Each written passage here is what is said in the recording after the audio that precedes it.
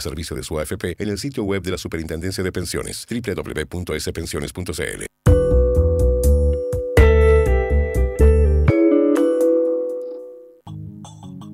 Radio Infinita, idioma universal, con el auspicio de BCI Corporate and Investment Banking presentan Mirada Financiera. La periodista Paulina Yarur analiza los principales hechos que mueven a los mercados financieros de Chile y el mundo.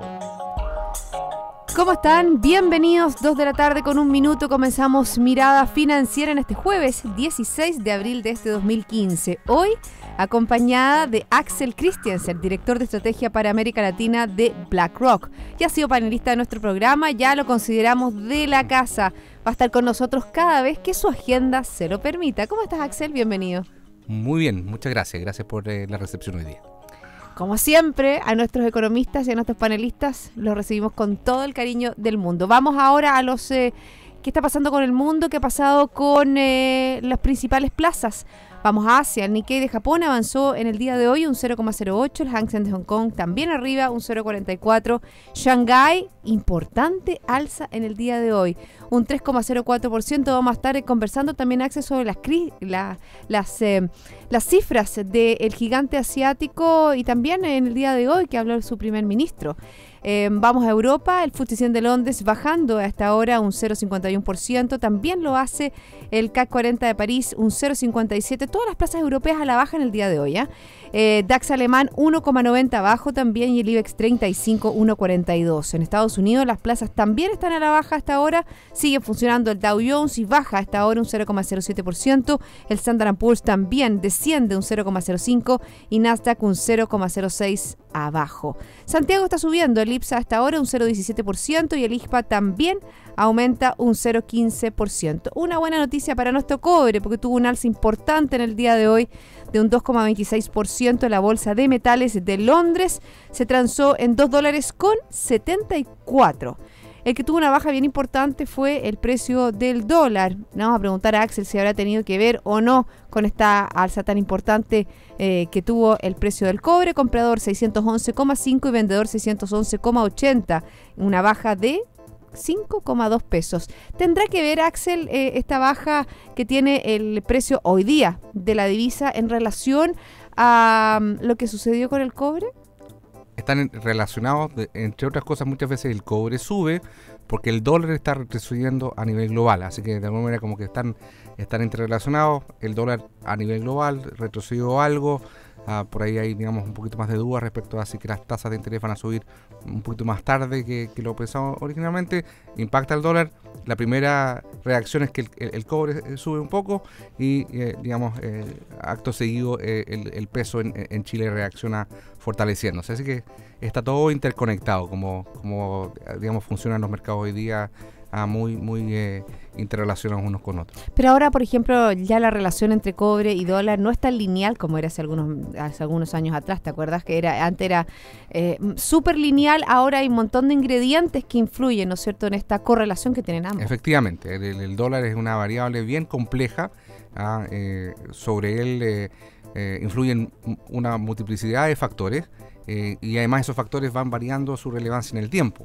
En algún momento son las materias primas y el dólar tiene mayor incidencia, a veces lo que está pasando en Estados Unidos, de repente cuando el mercado se asusta, cuando hay una situación de alguna manera de querer ir buscar un refugio, el dólar captura mucho de los flujos. Entonces es una variable, digamos, que hay que ser muy cuidadoso al momento de analizar las razones detrás de su movimiento. Y por eso que hay que ser cuidadoso también cuando uno dice es muy minuto de comprar, porque la verdad que la tendencia puede ser una, pero hay elementos externos, ¿no es cierto?, o exógenos que hacen que no se cumpla. Así es. Nos vamos a la tasa de política monetaria, a la reunión que tiene hoy día el Banco Central de Chile, sobre todo, ¿no es cierto?, en una semana donde el Fondo Monetario Internacional ya habló de una baja del crecimiento para Chile durante este 2015, lo bajó de un 2,8 a un 2,7%. Ayer lo conversábamos con amigo tuyo también, Alejandro Alarcón, y él también decía que si él había hecho una previsión de crecimiento de Chile tendiente, ¿no es cierto?, a un 3.13, ya estaba también a la baja. Yo le dije, ¿qué pasó con tu optimismo, Alejandro? Entonces me dice, no, la verdad que hay ciertos datos que me están marcando para que este optimismo mute un poco o se vaya hacia una cierta cautela. Sobre todo ayer conocimos, Axel, las cifras de construcción, que fueron bastante malas. Lo que dice Alejandro es clave. Hoy en día las expectativas, ese optimismo o pesimismo, tiene una incidencia muy relevante. Pongamos el caso, mencionaba recién la construcción. Las personas, no solamente las personas que compran una vivienda, sino que una empresa constructora al momento de tomar la decisión de si va a realizar un proyecto o no, digamos, echa un vistazo al panorama general. No es un proceso 100% científico, hay bastante de estómago en esas decisiones, muy influido por otras variables, digamos. Entonces, en ese sentido, esas expectativas, ese componente más psicológico, si tú quieres, puede llegar a explicar que la economía crezca más de lo que el Fondo Monetario nos está presentando o el gobierno o el Banco Central proyectan, pero también, y por eso es muy común, por ejemplo, que el Banco Central funcione con rangos, precisamente dando cuenta de que van a haber expectativas que le puedan llevar hacia arriba, pero también que las puedan empujar hacia abajo. ¿Y cuál es tu visión que tienes de la economía chilena? ¿Qué va a pasar hoy día, por ejemplo, con la tasa de política monetaria? No hay movimiento, ¿no? Eso es lo que de alguna manera el mercado espera. Por un lado, es cierto, y lo que mencionaba respecto al Fondo Monetario viene a enfatizar nuevamente que estamos en un ciclo de menor crecimiento de la economía chilena, pero al mismo tiempo, y ahí es un poquito la dificultad del Banco Central quizás de bajar la tasa de interés como para estimular a mayor crecimiento, en el último tiempo las cifras de inflación han estado por sobre el rango meta, y recordemos que esa es una variable clave. Digamos, se ha ido transmitiendo en un comienzo algunos efectos de la devaluación del peso más a comienzos de año sobre inflación. En el último tiempo han habido otras componentes. Se me viene a la mente en la última cifra lo que son los ajustes de precios de matrículas en el sector educacional, por ejemplo, que han hecho que el Banco Central no tenga demasiado espacio y más bien quizás prefiera tomar una decisión en término medio, digamos, en el terreno de no mover las tasas ni para arriba, que probablemente sería algo, digamos, poco esperado, pero tampoco seguir bajándolas como era lo que pensaba hacer hace algunos meses atrás.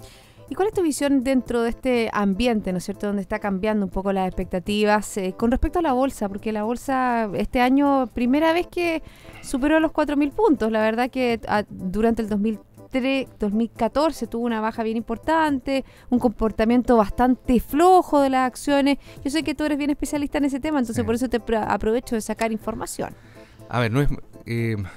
yo lo abordaría la respuesta de la siguiente manera. Yo creo que todavía hay una diferencia importante entre el ánimo del inversionista local, que diría que en general sigue no estando demasiado optimista y por tanto no lo veo demasiado atraído a invertir en renta variable local. Un buen pulso de eso lo puedes ver, por ejemplo, en los flujos de los fondos mutuos, que en general los flujos de los fondos de renta variable local han permanecido bastante bajos.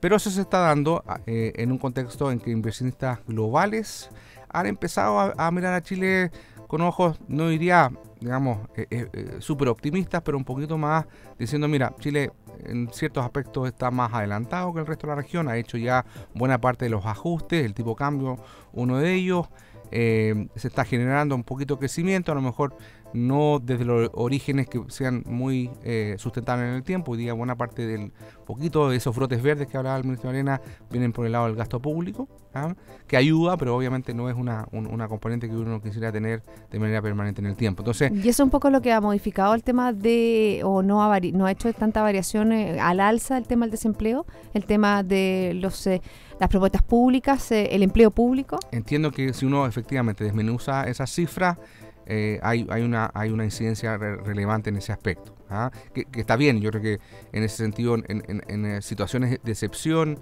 la gente agradece un poquito de ayuda para que mantenga empleo, pueda seguir financiando los gastos de su familia, pero obviamente, entre otras cosas, porque el tamaño del Estado es relativamente reducido y porque Chile, como la gran mayoría de las economías en el mundo, es el sector privado el que lleva buena parte, digamos, del empuje de actividad. Hay que tener cuidado que no son situaciones sustentables en el tiempo, sino que más bien hay que recurrir a ellos por momentos relativamente limitados. Axel, en todo este ambiente que estamos conversando, me gustaría también ligarlo a lo que está pasando en materia de movimiento gremial y movimiento también en el Congreso. Estoy hablando de la reforma laboral que comenzó, ¿no es cierto? Se presentaron más de 800 indicaciones y comenzó esta revisión más en particular en el Parlamento. Se han desarrollado una serie de seminarios. En uno de ellos a mí me llamó mucho la atención la postura y la visión de Óscar Guillermo Garretón, ¿no es cierto? Fue secretario general del MAPU, ¿no es cierto? Subsecretario de Economía de Salvador Allende y también un histórico militante del Partido Socialista, pero obviamente que, bueno, el actual presidente de FEPASA no le tembló la mano al decir que la reforma laboral era mala, que no iba en línea con lo que la sociedad necesitaba. Ese mismo comentario también está ligado a esta agrupación de distintos líderes gremiales en una sola voz, hablando de esta reforma que la verdad se unieron por esta causa y que es mala para el país. A ver, yo no tengo representación gremial, así que probablemente no voy a mi respuesta no va a ser desde la perspectiva de las empresas que efectivamente se puedan ver afectadas. Pero yo sí quizás compartiría que hay que reconocer que esta es una oportunidad de que podamos hacer una reforma al mercado del trabajo en general, que apunte. Tú mencionabas anteriormente que el Fondo Monetario había ajustado a la baja las proyecciones para Chile, en un contexto que también lo ha hecho a nivel global, y uno de los factores que explica esa mirada un tanto más pesimista es que la productividad o el crecimiento en productividad que está en la base de que los países puedan crecer en su producto se está haciendo cada vez más difícil, y en ese aspecto yo creo que una reforma laboral es una oportunidad. Y ahí está el desafío de aprovechar esa oportunidad, que no nos centremos solamente en los aspectos de cómo se interrelacionan los sindicatos con los empleadores, que puede ser importante, no digo que no lo sea, pero no nos perdamos la oportunidad de mirar otros elementos que pueden hacer que la productividad en Chile, que sí ha venido, digamos, de alguna manera con tendencia a la baja y por lo tanto pone un signo de interrogación en el crecimiento a largo plazo, podamos ir avanzando en incrementar esa productividad. Y ahí está el desafío. Yo creo que los empresarios podrán tener su visión respecto al proyecto ahora.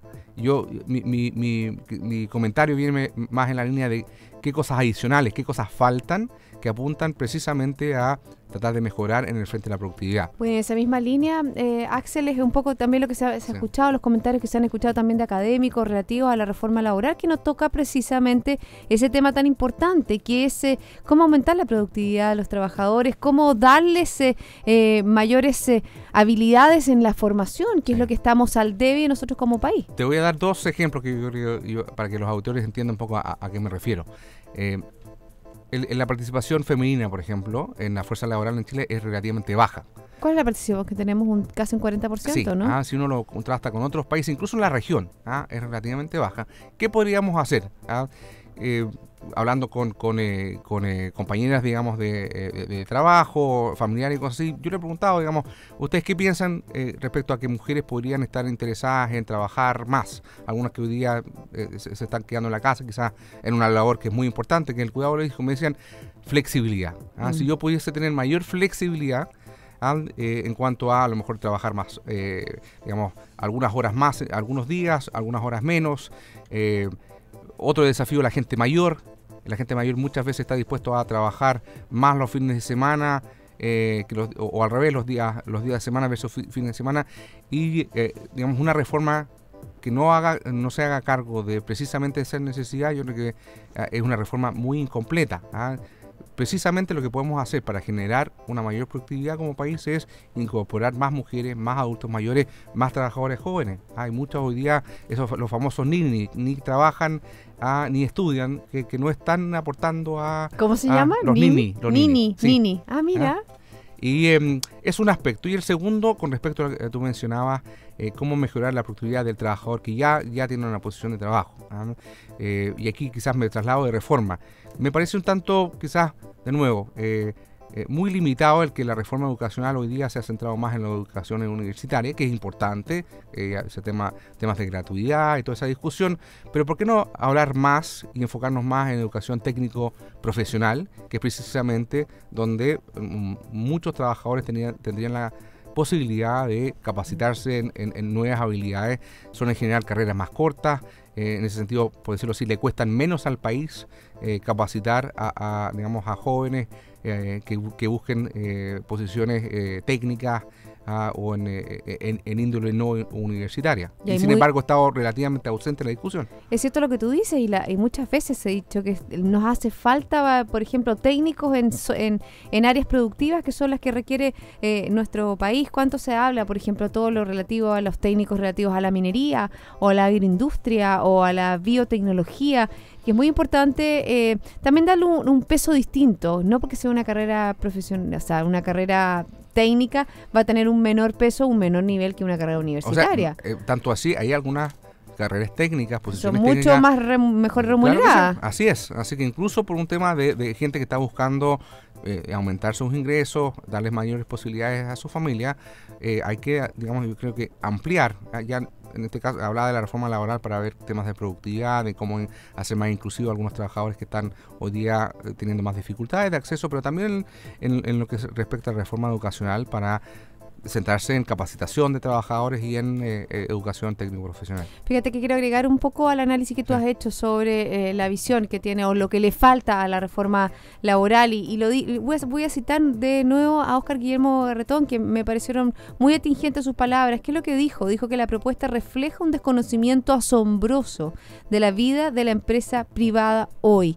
Y yo creo que es un hecho que tiene muchas aristas, porque obviamente que no solo refleja las necesidades, la interconectividad, la globalización, las necesidades de la empresa, sino que también la relación laboral que existe entre los empresarios y sus trabajadores. Hay una relación laboral que cada vez se hace es más estrecha, es más cercana. Siempre hay que sacar obviamente que los malos ejemplos, pero no una ley que castiga los malos ejemplos va a nivelar hacia abajo los buenos ejemplos. Bueno, es tan cierto como tú dices, tú ves a nivel global, y Chile no está al margen de esto. Vamos avanzando a lo que se llama una sociedad, digamos, entorno en que el conocimiento va teniendo cada vez mayor relevancia, más que los activos físicos, por decirlo así. Y eso implica que el principal capital hoy día que tienen muchas empresas no son sus máquinas, no son sus bodegas, son sus empleados, son sus colaboradores, que ellos, digamos, y eso lleva a que, digamos, tengan especial cuidado en mantener a esa gente, retener gente que está capacitada, que tiene buenas capacidades de servicio a cliente o habilidades técnicas, y por lo mismo hoy día es una necesidad. Ya no ningún buen empresario, o emprendedor que está formando su empresa se puede dar el lujo de no tener una buena relación con sus empleadores, porque su principal capital está ahí. Bueno, ahí está, como aparece el nombre de varios libros, ¿no es cierto? Cómo retener talento es la clave, ¿no es cierto?, para el éxito de las empresas de hoy. Estamos conversando junto a Axel Christiansen, director de estrategia para América Latina de BlackRock. Axel, vamos a hacer una pequeña pausa. Yo les quiero comentar que BCI Corporate and Investment Banking le ofrece soluciones en corretaje de bolsa, Miami Branch, securitizadora, banca privada, sales and trading, finanzas corporativas y asset management a través de un solo ejecutivo de relación. Ya regresamos, hay más Mirada Financiera.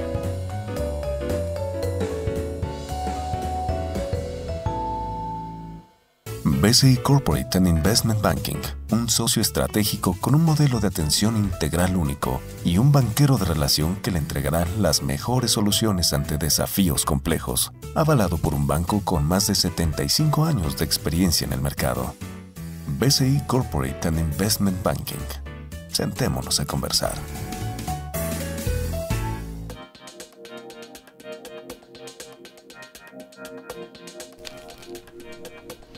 Estamos de vuelta aquí en Mirada Financiera, conversando con Axel Christiansen, director de estrategia para América Latina de BlackRock. Axel, viajemos al oriente, vámonos a China y lo que está pasando, ¿no es cierto? Algo que me llamó mucho la atención, mientras se sinceran que el crecimiento de China no va a ser el crecimiento ya de 2 dígitos, ya estamos hablando de 7%, incluso menos, donde una producción industrial baja de una manera importante, donde obviamente que la preocupación mundial es esta ralentización de una economía que antes movía el mundo. Pero la bolsa hoy día de Shanghái subiendo como espuma, un 3%. ¿Tendrá que ver con eso que los inversionistas chinos están pendientes a mayores estímulos monetarios? ¿Será eso? Por ahí va la cosa. Efectivamente, Paulina, que es bien interesante lo que ha pasado en China, como que la visión que han tenido los inversionistas ha ido mutando. China, efectivamente, uno cuando miraba qué mercado, qué región del mundo presentaba mayor crecimiento como un proxy de dónde están las mejores oportunidades de inversión, China siempre salía bastante destacado.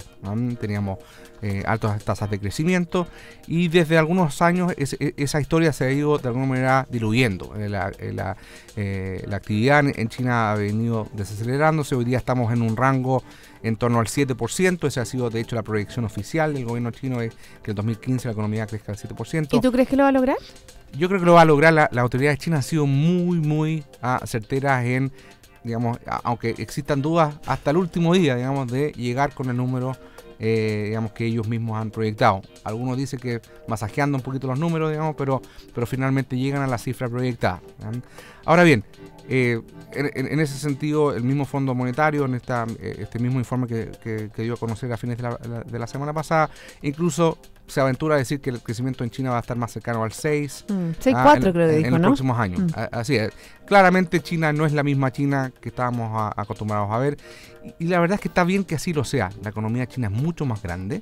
Junto con ese mayor crecimiento venía acompañado algo que quizás no hablábamos demasiado, era bien volátil el crecimiento. De repente era 12%, de repente era 8%, en promedio era bastante alto, pero era muy volátil. Y esa volatilidad para una economía ya que tiene, de hecho, es levemente por debajo de Estados Unidos, y estamos hablando de la segunda economía en tamaño en el mundo, tendría un efecto bastante disruptivo si siguiese con esa volatilidad. Así que no disruptivo para el mundo, disruptivo para ellos. Para ellos y para el mundo. Imagínate el cobre que un año, digamos, la demanda china se dispara, pero cae abruptamente el siguiente. Sería muy difícil, por ejemplo, saber cuánto invertir en un desarrollo de una mina, una cosa así, si fuese tan volátil la demanda. Una quizás ganancia que uno obtiene con una tasa de crecimiento más baja, como ha sido el último tiempo, es que también se ha tendido a estabilizar ese crecimiento. Y eso agregaría, esto no es una casualidad, no es que China esté creciendo menos solamente porque es grande. La verdad es que las autoridades en China han iniciado un plan de múltiples años, como suelen ser los planes en China, en que ellos están tratando de hacer un plan, llevar a cabo un plan que no es muy fácil de lograr. Ellos quieren cambiar un poquito la dinámica en que China hasta ahora ha sido en buena parte la fábrica del mundo, y quieren buscar un modelo que es mucho más equilibrado, aunque sí siga siendo la fábrica para muchas cosas. Pero que se estimule el comercio interno. Internamente, exactamente, que los chinos, los ciudadanos, los consumidores chinos también tengan una mayor relevancia en la economía. Bueno, y que también tengan un nivel de vida distinto, porque hemos visto, ¿no es cierto?, que hay muchas diferencias. Hace algunas semanas atrás veíamos, ¿no es cierto?, la cantidad de millones que tienen los top one, los millonarios en China. Pero, ¿qué pasa con la mayoría de la población?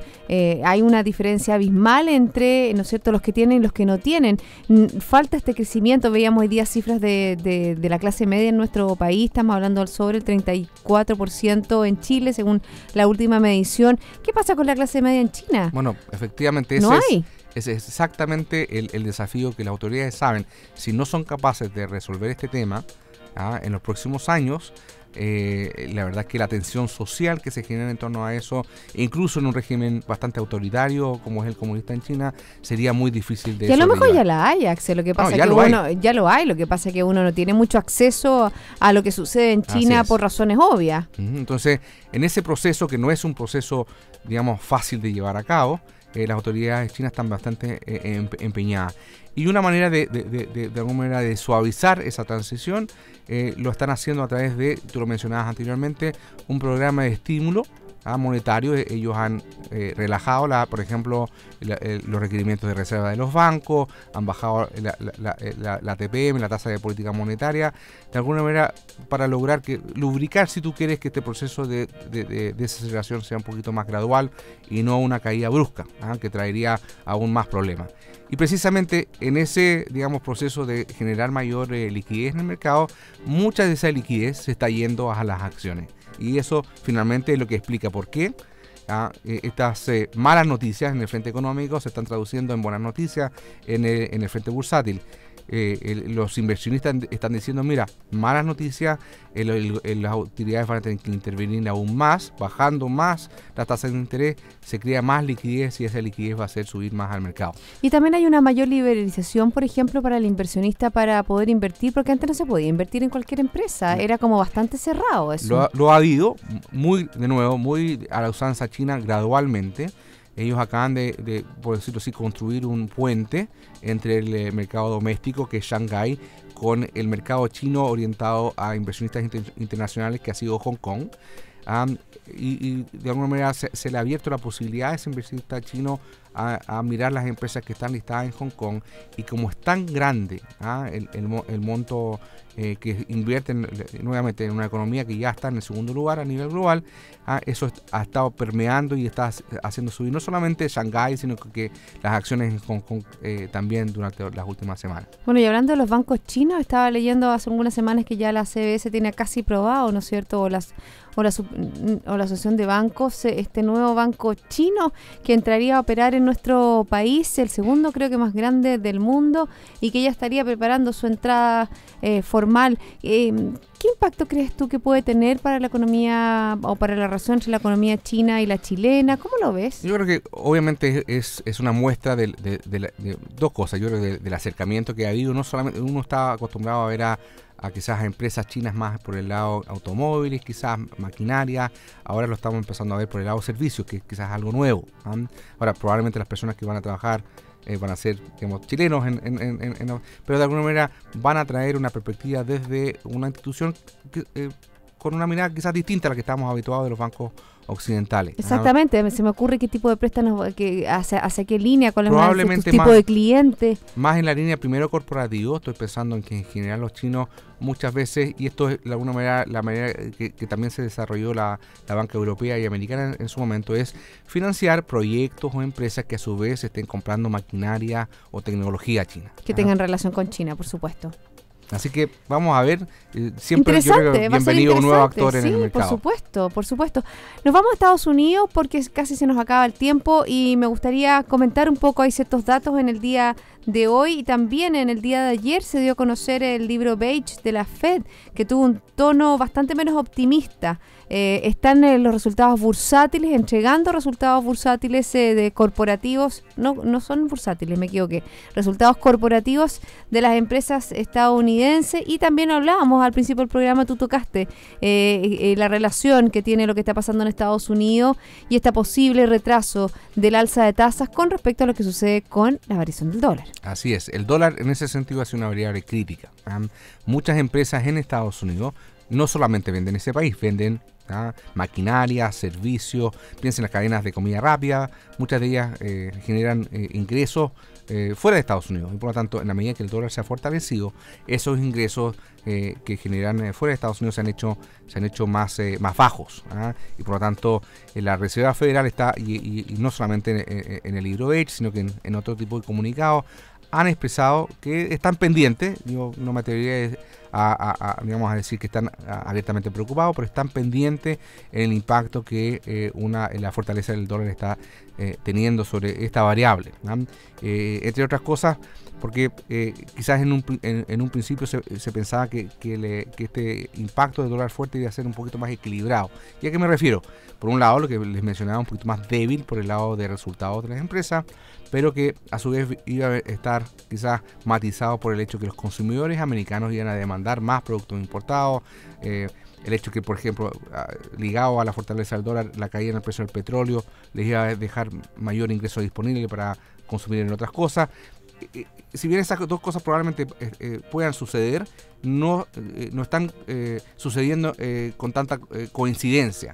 Hemos visto más el impacto negativo primero y el otro se ha dejado esperar. Y también hay ciertos datos con respecto a Estados Unidos bastante dispares. Por ejemplo, hace rato que ya las solicitudes de desempleo estaban bastante acotadas y en el día de hoy, por ejemplo, las solicitudes de subsidio por desempleo en Estados Unidos aumentaron más fuerte de lo que se esperaba, según las cifras que publica este jueves en el Departamento del Trabajo. Y también la actividad económica de Estados Unidos avanzó moderadamente en febrero y en marzo en la mayoría de las regiones, pero se estancó en 2 de ellas, según este libro beige de la FED. Sí.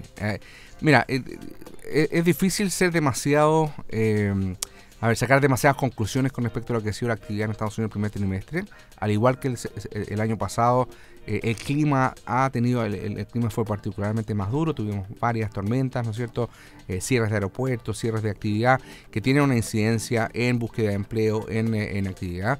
Pero si nos remitimos a lo que pasó el año pasado, que el comienzo de año fue en un patrón similar, la economía se recuperó y con bastante fuerza. Así que, digamos... ¿Eso puede ser como un impulso?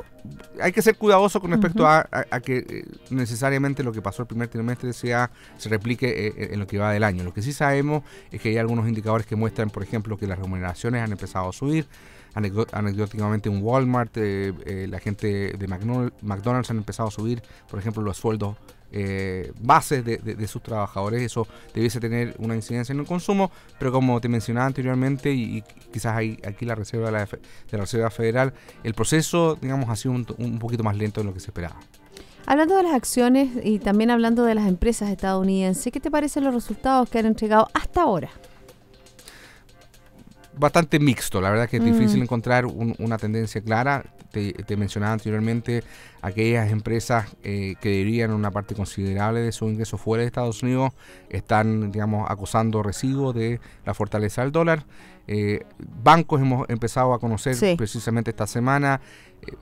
Si uno mira se queda solamente con la última línea, uno debería estar optimista diciendo los resultados han aumentado, pero si uno empieza a escarbar un poquito los números, se da cuenta que los bancos han ganado más por operaciones de tesorería y no sé, temas que hacen en sus mesas, más que en el negocio central, el negocio mismo. Que es prestar, ¿no es cierto?, otorgar crédito. Entonces, por ahí quizás entra un poquito más de preocupación, pero de nuevo, en la medida que son ligadas al primer trimestre, en que ha habido un efecto de estacionalidad, no me atrevería a ser demasiado conclusivo para decir que la economía americana ya dejó atrás a lo mejor.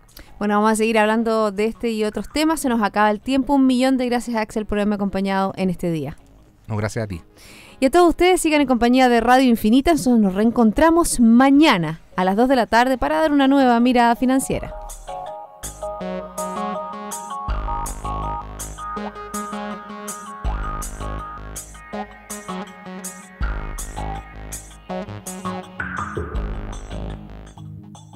Radio Infinita, idioma universal, con el auspicio de BCI Corporate and